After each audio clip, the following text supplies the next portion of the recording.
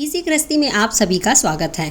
श्री शिव महापुराण का अध्ययन अगर आप करना चाहते हैं या करने जा रहे हैं तो कुछ नियमों को ज़रूर जान लें, जिनका पालन करना श्री शिव महापुराण के अध्ययन के दौरान बहुत ही ज़रूरी है। अगर आप इन नियमों का पालन करके श्री शिव महापुराण का अध्ययन करते हैं तो यह आपके जीवन को निहाल कर देगी।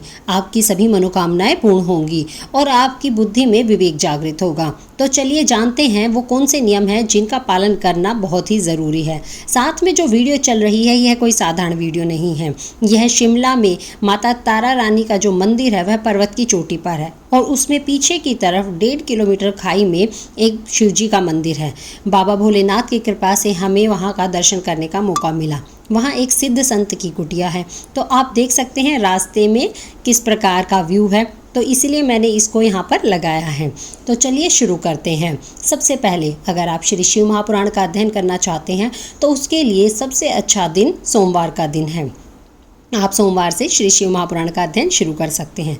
जब आप अध्ययन शुरू करें तो सबसे पहले भगवान गणेश जी को हाथ जोड़कर प्रणाम करें और प्रार्थना करें कि हे प्रभु, बिना किसी विघ्न के मेरे श्री शिव महापुराण का अध्ययन पूर्ण हो। उसके बाद आपको जब तक आप श्री शिव महापुराण पढ़ते हैं तब तक आपको ब्रह्मचर्य का पालन करना है। साथ ही किसी भी प्रकार का कोई भी तामसिक भोजन, प्याज, लहसुन, बैंगन, हींग, इस तरह की चीज़ें नहीं खानी हैं। अगर आप श्री शिव महापुराण की पुस्तक लेते हैं तो वैसे तो उसे साक्षात शिव जी का रूप मानकर ही चलना चाहिए, लेकिन यहाँ हम नियमों की बात कर रहे हैं तो उसमें कुछ विषय वस्तु लिखी रहती है पहले ही, तो वहाँ पर आप पढ़ सकते हैं कि उसमें क्या क्या महात्म्य है, क्या क्या नियम है, ये सारी चीज़ें दी गई होती हैं। आगे की जो अलग अलग संहिताएं हैं, जो अध्याय हैं, उनका संस्कृत में भी वर्णन है और हिंदी में भी। तो संस्कृत में आप तभी पढ़ें जब आपका सांस्कृतिक उच्चारण एकदम शुद्ध और सटीक हो। अगर आपको संस्कृत में लगता है कि आप गलती करते हैं तो आप सिर्फ हिंदी में अध्ययन करें, संस्कृत में ना करें, यानी कि उसे समझकर जीवन में उतारना ज़्यादा ज़रूरी है और उसके लिए शुद्ध उच्चारण होगा, तभी वो आपके मन में और मस्तिष्क में उतरेगी। अब अगला नियम यही है कि जब आप श्री शिव महापुराण का अध्ययन करें तो उसे किसी टेबल पे ना रखें या उसे हाथ में लेकर ना पढ़ें। आपके सामने श्री शिव जी का विग्रह, श्री शिव परिवार का विग्रह होना चाहिए और प्रतिदिन घी का दीपक जलाकर साथ में 1 लोटा जल रखकर आप उसका अध्ययन शुरू करें। पढ़ने से पहले भी आरती करें, धूप दीप अर्पित करें और पढ़ने के बाद भी ज़रूर अर्पित करें। अगर आपके घर में कोई जन्म सूतक है, मरण सूतक है या फिर महिलाओं में कोई महामारी काल भी आ गया है तो आप उस दौरान जो है उसे स्किप कर सकते हैं, उसको ना पढ़ें। अगर आपको किसी काम से बाहर जाना पड़ रहा है तो भी आप श्री शिव महापुराण का अध्ययन बीच में छोड़ सकते हैं, लेकिन अगर आप अपने मन से उसे बीच में छोड़ देते हैं तो उससे दोष लगता है।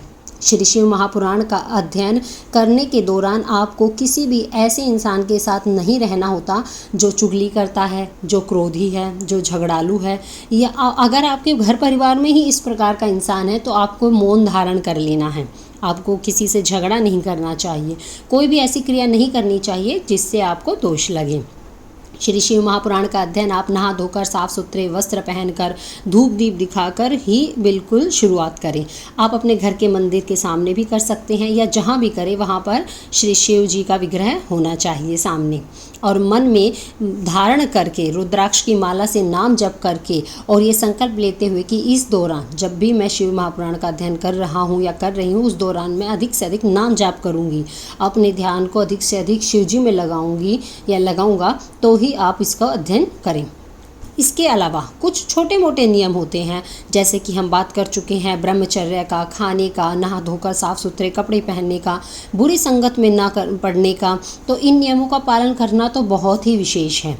अब जो अलग से व्यासपीठ पर कथाएं होती हैं उनके लिए कुछ अधिक नियम होते हैं, जैसे कि वो ज़मीन में लेटते हैं, वो पूर्ण व्रत रखते हैं। लेकिन अगर आप व्रत नहीं रख सकते तो एक समय भोजन भी कर सकते हैं।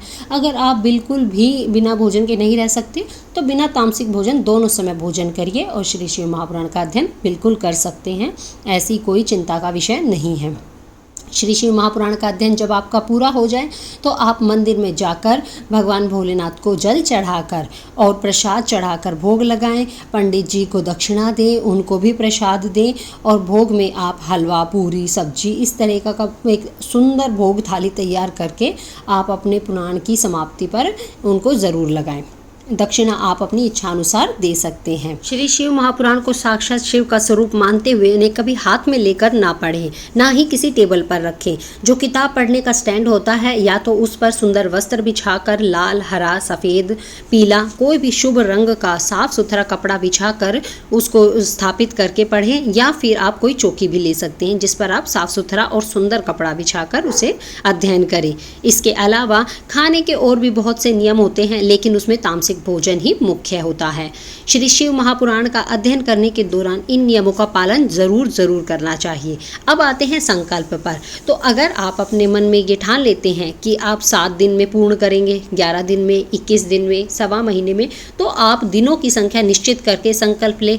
अन्यथा आपको लगता है कि भाई ये जो ग्रंथ है काफ़ी जो है लंबा ग्रंथ है और कई लाख श्लोकों का यह ग्रंथ है, तो आपको पढ़ने में समय लगेगा, तो आप बिना दिन निश्चित किए भी इसका अध्ययन कर सकते हैं। तो सबसे पहले आपको अपने हाथ में अक्षत और फूल लेकर पास में लोटा रख के भगवान शिव जी के सामने और श्री शिव महापुराण के सामने ये हाथ में लेकर संकल्प करना है कि हे भोलेनाथ, आपकी कृपा से मैं आज संकल्प ले रहा हूँ या ले रही हूँ कि मैं श्री शिव महापुराण को निश्चित दिनों की संख्या में पूर्ण करूँगी।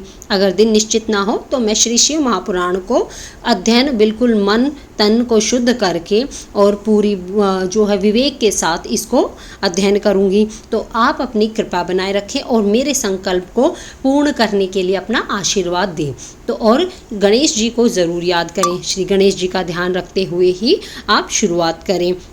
उसके बाद आप जो है उनको जो संकल्प लिए हुए जो अक्षत हैं उनको आप एक तरफ भी रख सकते हैं, या साथ साथ लोटे के साथ जल को जो आप प्रवाहित करेंगे सूर्य को उसमें भी प्रवाहित कर सकते हैं। लेकिन अगर आप उनको संभाल कर रखते हो तो आपका जिस दिन संकल्प पूरा हो जाता है उस दिन भी आप उनको प्रवाहित कर सकते हैं। किसी भी तरह से आप ये कर सकते हैं।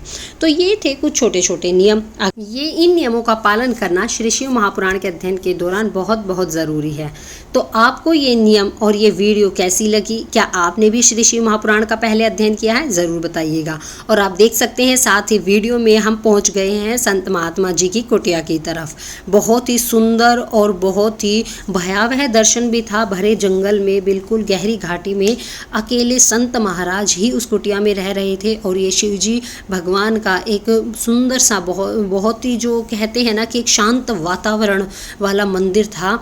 और इसमें यहाँ जमीन में गहराई में जो है जल की धारा भी निकल रही थी, जिसके जल से ऊपर पहाड़ी पर स्थित माता तारा देवी के मंदिर में भंडारे के समय उस जल का प्रयोग किया जाता है। तो आपने भी कभी क्या इस मंदिर के दर्शन किए हैं? कमेंट करके ज़रूर बताइएगा।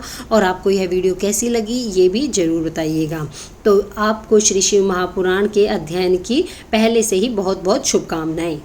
आशा है आप इन नियमों का पालन करते हुए और श्री शिव जी महाराज का ध्यान करते हुए और उनका नाम जप करते हुए श्री शिव महापुराण का अध्ययन करेंगे और आपकी सभी मनोकामनाएं पूर्ण होंगी और आपका जीवन सुखमय होगा। तो हर हर महादेव, जय शिव शंकर।